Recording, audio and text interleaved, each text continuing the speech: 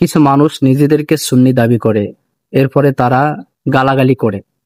তো তারা গালাগালি করে কেন, গালিগালাজ কেন করে, এবং ইসলামে গালিগালাজ সম্পর্কে আল্লাহ তাআলা কি বলেছে? আল্লাহ রাব্বুল আলামিন পবিত্র কালামে পাকের মধ্যে বলেন, ভালো কথা এবং ক্ষমা করে দেওয়া এটা হলো ওই দানের চাইতে উত্তম যে দানটা মানুষকে কষ্ট দিয়ে করা হয়।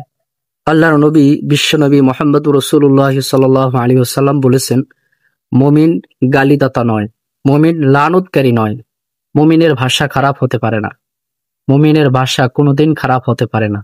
এটা আল্লাহ রাসূল সাল্লাল্লাহু আলাইহি ওয়াসাল্লাম বলেছেন।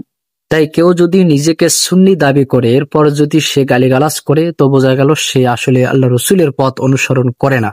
আল্লাহ রসুল গালি দাতা হতে নিষেধ করেছেন, আর সে গালিগালাজ করতেছে, বোঝা গেল সে প্রকৃতপক্ষে আল্লাহর নবী, বিশ্ব নবী মুহাম্মদুর রাসূলুল্লাহ সাল্লাল্লাহু আলাইহি ওয়াসাল্লামের অনুসরণ করে না।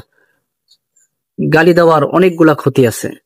তার মধ্যে 1 নম্বর ক্ষতি হলো, যারা গালিগালাজ করে তারা মানুষের কাছে ঘৃণিত পাত্র হয়।